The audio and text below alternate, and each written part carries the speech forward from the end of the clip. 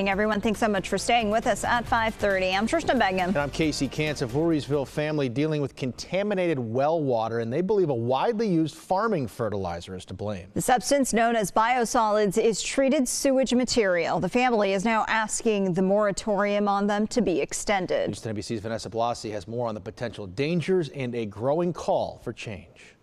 For 21 years we've lived here. For 20 years we've had no problems. But everything changed for Ryan Dunham and his family this past summer. I live across from the fields here. A field the Department of Health confirms biosolids, which are a legal type of sewage material, were being used as fertilizer. They spread down there, kind of where you see the house.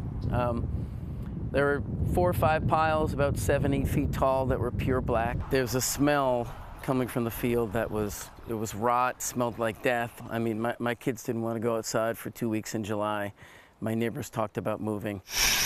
But the real problems began when their water system started to become infected. My daughter was yelling from the shower, and I went upstairs and the water was brown and had that same smell. We obviously couldn't drink it. We couldn't bathe in it.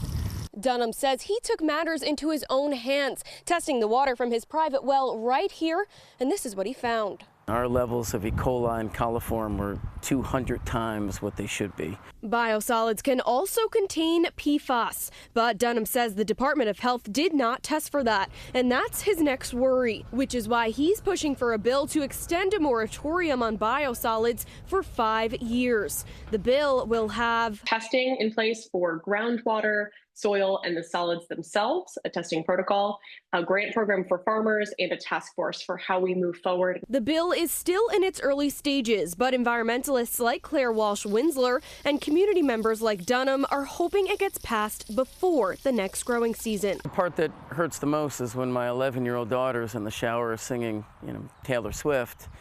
I'm thinking about forever chemicals, and I'm thinking about what is she ingesting, and 20, 30, 40 years from now, are there going to be issues with fertility, cancer?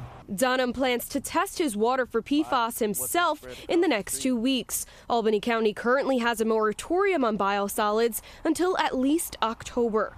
Reporting in Voorheesville, Vanessa Blasi, News 10, ABC.